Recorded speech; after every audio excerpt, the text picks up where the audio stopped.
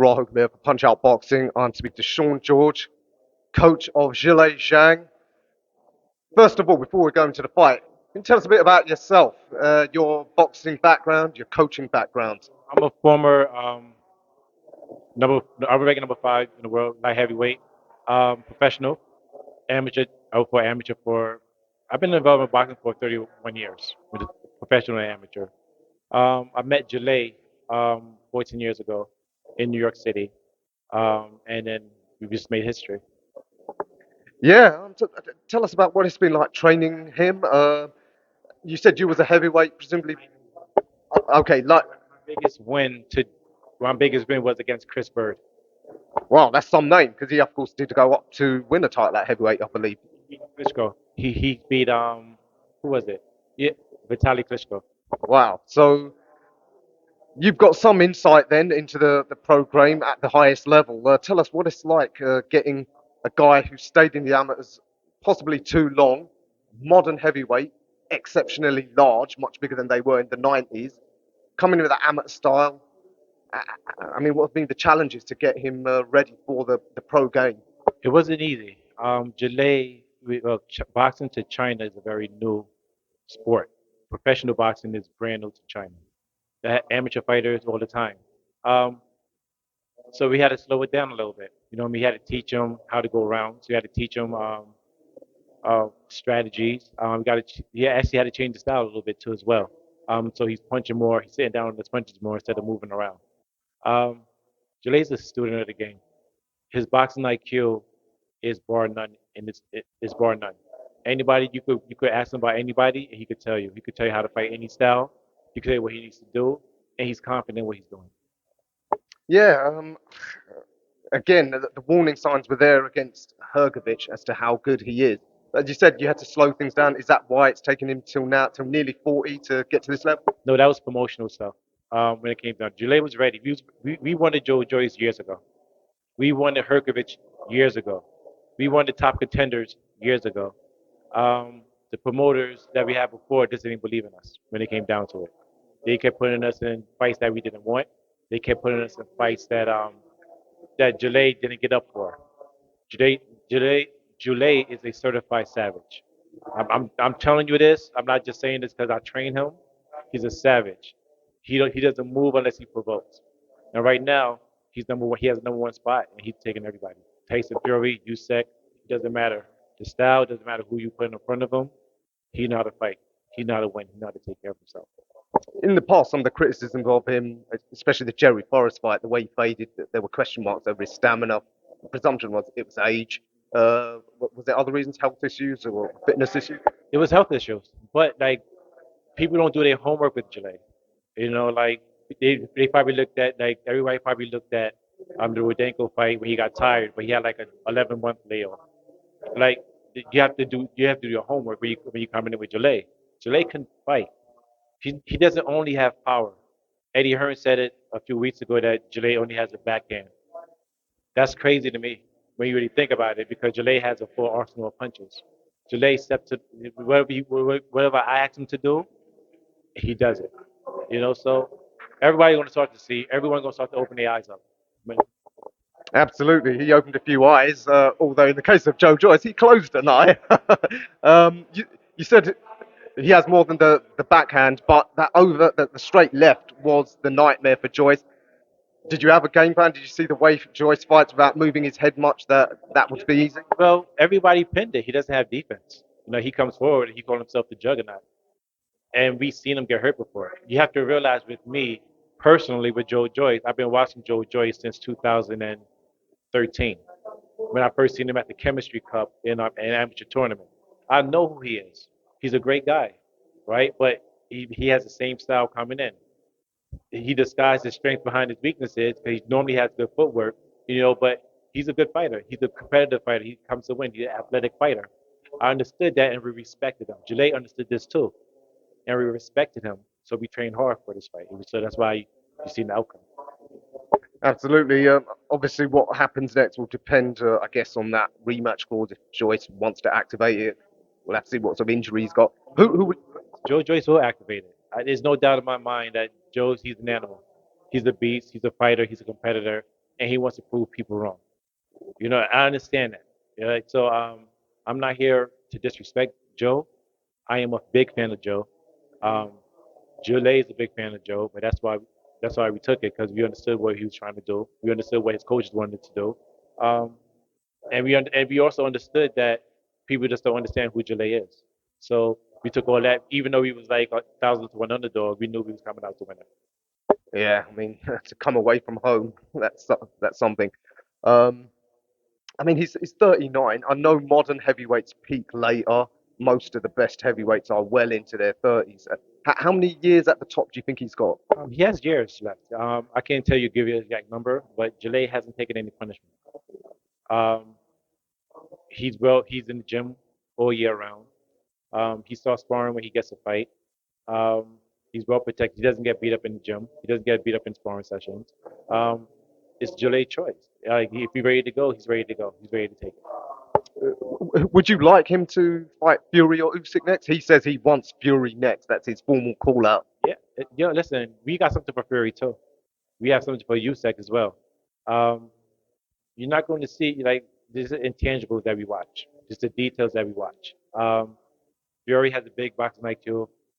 He's 6'9". He has a different set of difficulties that we got to get around. You know, but we're focused. We're ready. So whoever they put in front of us, we want to take them down. We have been studying Tyson Fury, Usyk, and everybody in the top 10 for years. So they was calling Joyce out for the summer. Call ZHILEI out now for the summer in England. We come back to England. We go to the Bird's Nest in Beijing. We do it in New York City and Las Vegas. We don't care. We go home territory. ZHILEI, he's a fighter. He's a throwback fighter. Indeed. I mean, what do you make of the heavyweight scene, in particular, how it pertains to American boxing? I remember growing up as a kid, it was unthinkable that there'd ever be a time when Afro Americans, in particular, don't dominate the heavyweight division because they had for like the better part of 120 years. Now they've disappeared for the past 30 years, and we're getting these heavyweights from obscure parts of the world which don't even have a boxing tradition. It's like NBA, right? The NBA basketball when the world catches up. You know, it comes down to hard work. You know what I mean? Like the boxers, Evander Holyfield, Riddick, Big Daddy Bo, um, Ray Mercer, not wasn't even world champion, Tommy Morrison. All these guys, they put work in, like in the gym. They sparred. They went to the amateur program, did a lot of different things, and that's what's missing in the sports in USA boxing nowadays. Everybody wants the biggest payday. Everybody want to be a social media star, but they don't want to put in the hard work to do it. Yeah, I asked Jared Anderson about this a few months ago, and he said, yeah, the easy way is go for a contract in the NFL. If you're sitting on the bench, you still get a couple of million. That's the truth. And Jared Addison, he's the future of the heavyweight division, I believe. If they move him right, he's still young, and they trying to force him into the scene now. He could get hurt, you know, because he doesn't know what he's really asking for a lot of different times. But I think he's the future of the sport of boxing if they do it right. He has a good team over there in Top Rank. Um, he has good coaches over there as well. Um, so yeah, but Jared Anderson is one of those guys that he will make a lot of noise in the near future as well. To me, he looks like what I call a classic Afro-American heavyweight. Um, very technically well schooled, that northeastern style. He's from Toledo. And he's a savage. And he coming with attitude. He coming with the swag behind everything, every different thing. So I'm impressed. I'm watching. Listen, I don't. I'll try not to let anybody get under my radar. You know, when it comes down to those kind of things. He's a good guy. He's a good fighter. I think he really is the future of boxing. Like right now, he could beat a lot of these top contenders in the world. I believe. Um, those guys are doing like his team is doing a really good job with them. Just don't rush him too much. What do you make about the kid that we saw, our own kid, Moses Itoma? He's targeting Tyson's record. He's got 2 years to do it. I think, at least at this level. Yeah, the southpaw. It's possible. I would say everything is possible. I seen clips of him today. I thought he was showboating too much. He didn't have to do it. Um, master your skill. I would tell any fighter the same thing as a coach. Just master your skill. Um, you you have a whole country that support the sport of boxing. You're going to have your fans there. Make sure you get better with your craft. You know, but yeah, that's my thing. He's 18. He's young. Can he break Mike Tyson's record? I don't think so because of the politics of sports, because of the politics of boxing. But he's talented. But he's just got to slow down a little bit and just start from not from scratch, but just continue to get better. You know, don't try to go for the show, put your hands down, because this is a heavyweight division where you get caught with stuff. You know?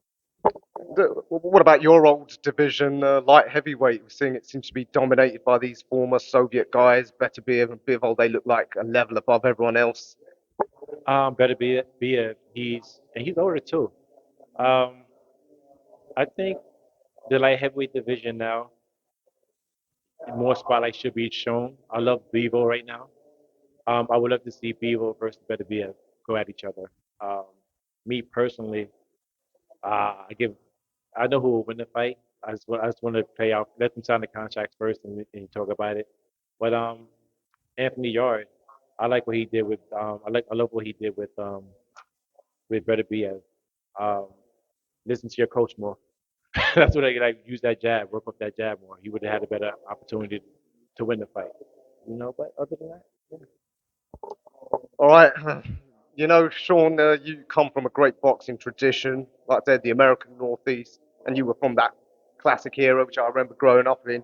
You know, helping these former Soviet, former communist countries fighters. You know, you could be helping the demise of American boxing in the long term, because once China really catches on because of their population, Did you see Shakur Stevenson? Do you see David Devin Haney? Do you see these guys? These guys is here. You know what I mean? Like they only get better. You know what I mean? They only catch you on to realize, you know, especially in the lighter divisions, it's popping right now. You know, the heavyweight division, we want to make a comeback, I believe, the Americans. But these guys are hungry. These guys have nothing when they go home, so you got to. It's do or die for them. That's how I grew up. That's how Mike Tyson grew up. That's how Riddick Bowe grew up. That's how all these heavyweights in the '90s and the '80s grew up. It's do or die. You know what I mean? You don't win, you don't eat. That's how the Europeans. That's how the Asians. That's how the Russians. That's how everybody is. That's how everyone is. That's why they winning. They're more hungry than the Americans right did Americans get too civilized, as that coach in Rocky said? now. Yeah, Mickey, you're civilized. Yes, you did. Oh, I guess that's the price you pay for being the richest country on earth. You know, it happens, but it's coming back. I promise you. Like I seen some major talent in the in amateurs right now. Even the young professional fighters. It's just the business gets in the way with a lot of things right now too. But yeah, American boxing is not dead. Um, I don't, me personally, I don't think it will ever be dead. You know, people like to see people get messed up and hurt and do things like that. So yeah, we're here. Hope not, because it'd be a sad day if American boxing lost all that knowledge. Shaun, absolute pleasure meeting you for the first time. Congrats on a great night's work, you and your team, and I guess we'll be seeing you again. Thanks, Jan.